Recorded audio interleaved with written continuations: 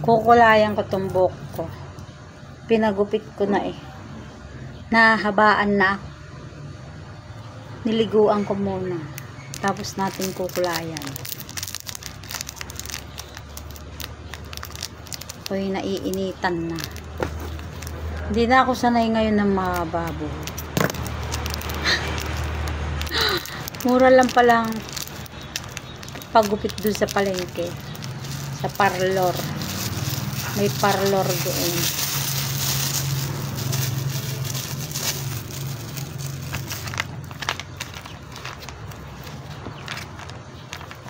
Shampoo lang to.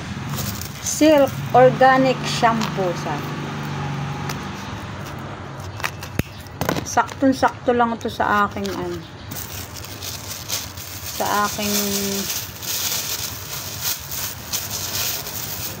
ang mahal kasi ng ano, ng pakulay doon sa parlor.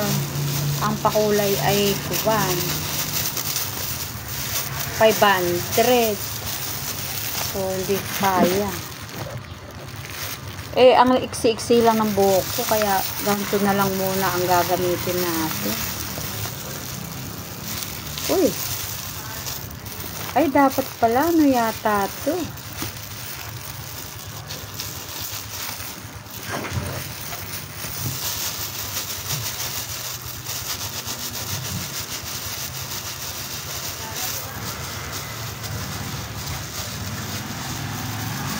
Binili ko to sa supermarket.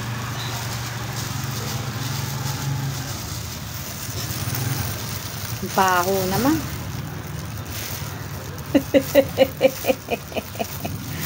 Mabaho siya. Mabaho siya, guys.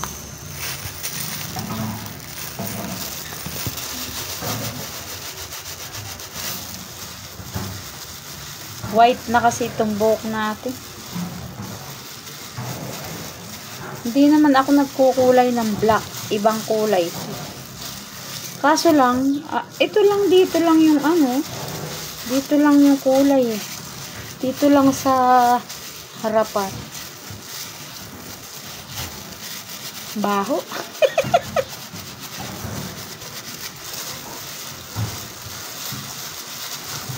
Sabi ko dun sa bading yung naggupit sa akin. 100 lang pala yung ano dun, yung pagupit. Yung pinapagupit ko dito sa malapit dito. Ano pa? 250. Mahal pala. Mas mura pala dun sa palengke. Parehas din. Parehas din ang gupit nila.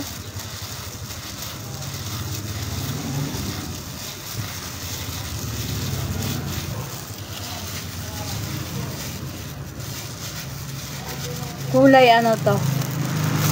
Ano ba to? Chestnut brown.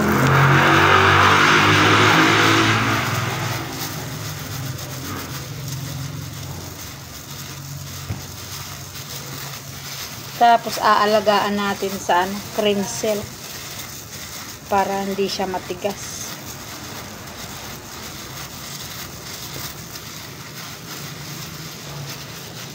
Magki-cream silk tayo palagi.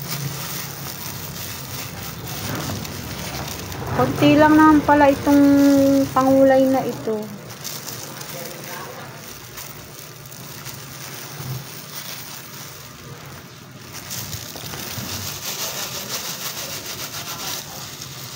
Shampoo lang to, kaya hindi naman delikado.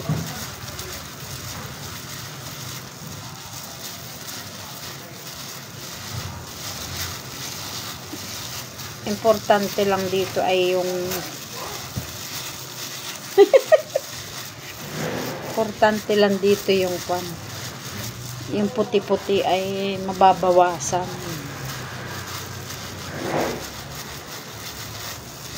Ano ang binili ko ito sa supermarket.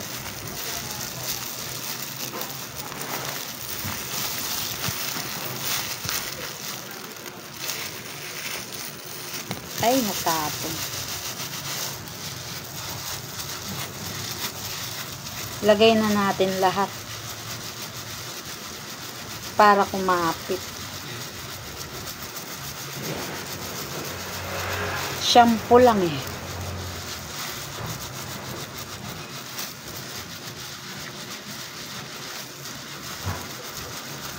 Tapos lagyan natin ng cleanser.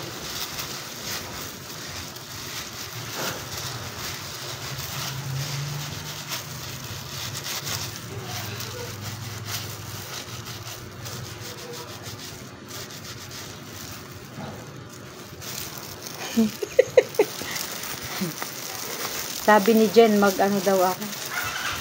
Parehas pa kami na naisip. Sabi niya, pakulay kasi, sabi niya. Parehas kami naman lang naisip. Naisip ko yun ng isang araw. Kaya lang, nakakalimutan kong magbili. Kasi pakiramdam ko, mainit na, papagupit na ako, sabi ko. Parehas pa kami nang naisip, my gosh.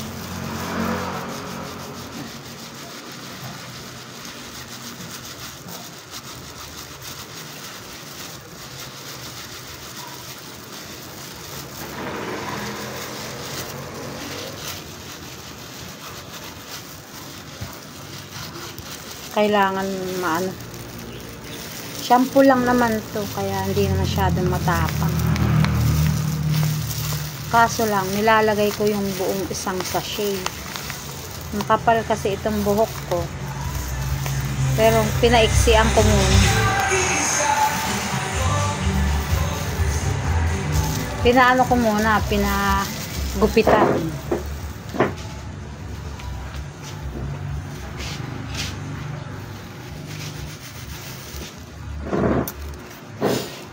Ano muna yung mananahi, magre-retouch muna. Nagre-retouch muna yung mananahi, mga suki ko.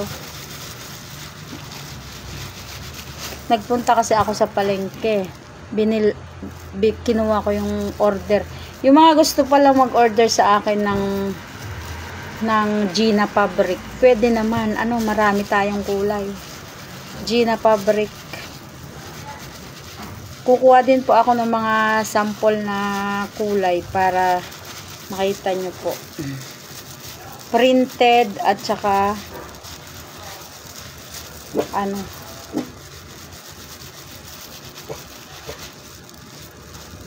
dito banda yung madami sa harap.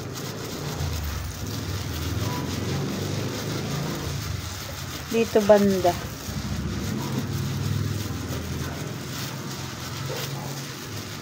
Kaya kailangan ito yung imamassage natin. Pag puti na kasi, pangit din tinitignan.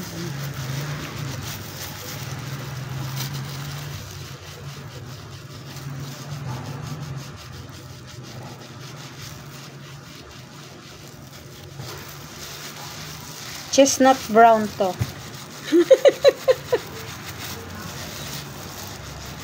Binili ko lang sa supermarket.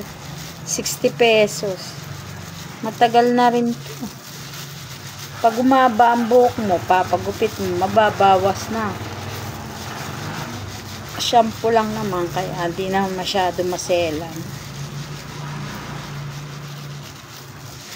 Tapos ibabad natin. Ganyan.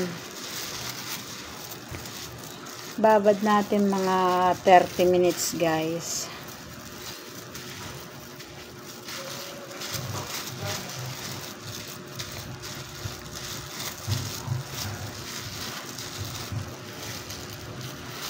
Yung bula-bula, yun ang maganda.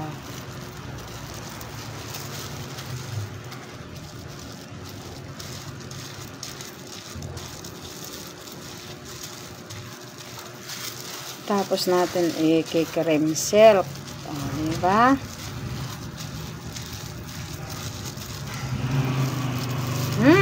Tapos na. Supot natin. Sa atin i-cream silk yung buhok natin.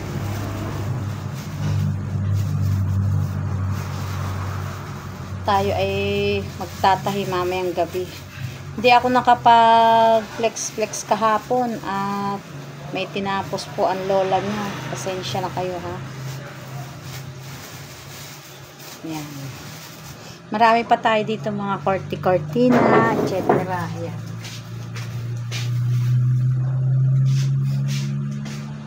Kakain muna tayo ng mangga. Ng papaya. May papaya tayo.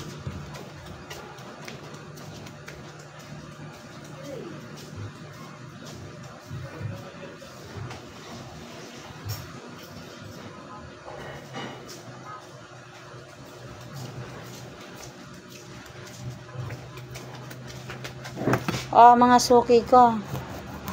Anong gusto nyong ipaplex? Nagre-retouch muna ang lola nyo bago magtahi-tahi mamayang gabi. Nagkulay ako ng buhok ko.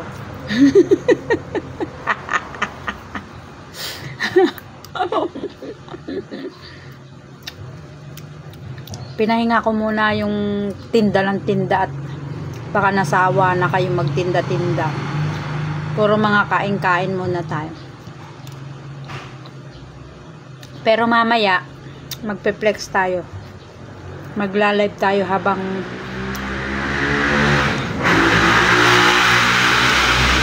yung mga gusto pong mag-order ng Gina Fabric, available naman yung mga Gina Fabric natin, lahat ng kulay. Meron dito sa palengke namin. Kaya lang, syempre, dahil taga-probinsya po tayo, medyo mas mataas po yung presyo natin kumpara po sa mga taga-Maynila. Ano po?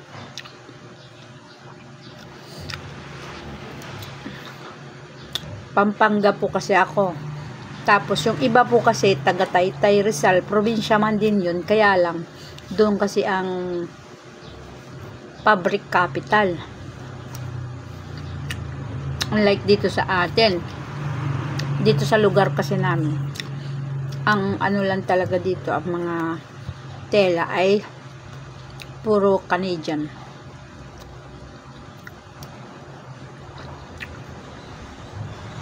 Pero may nakukuhanan na rin tayo ng ano, ng Katrina.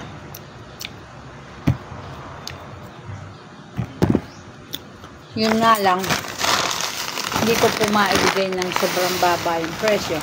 Kasi nga, hindi naman pwede sa sobrang baba at hindi rin pwede sa gaya-gaya tayo ng presyo. Ano po?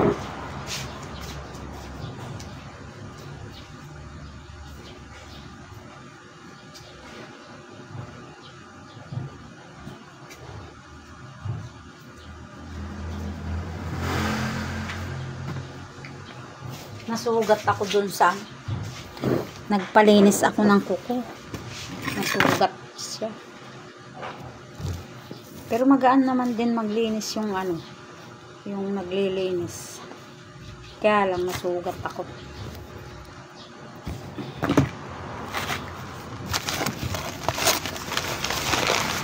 Oh, kumain muna tayo bago tayo mamayang hapon ay gabi tayo magla-live ha. Ano mga suki ko. At medyo buti nga hindi masyadong maaraw po ngayon. Sobrang init dito sa pesto pagka tanghali. Naaano kasi siya na aano talaga ng araw. Kaya hindi ko kaya mag-stay doon.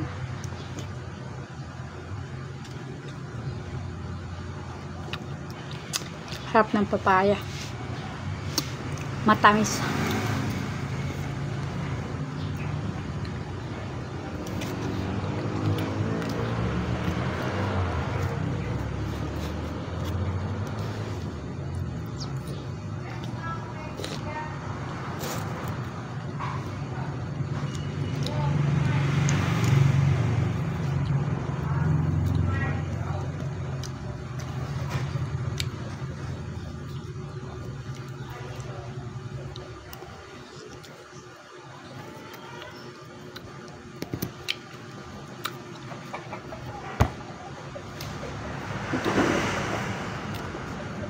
Nakulayan na. Ganda na ng ano natin. Buhok. Hindi na siya puti.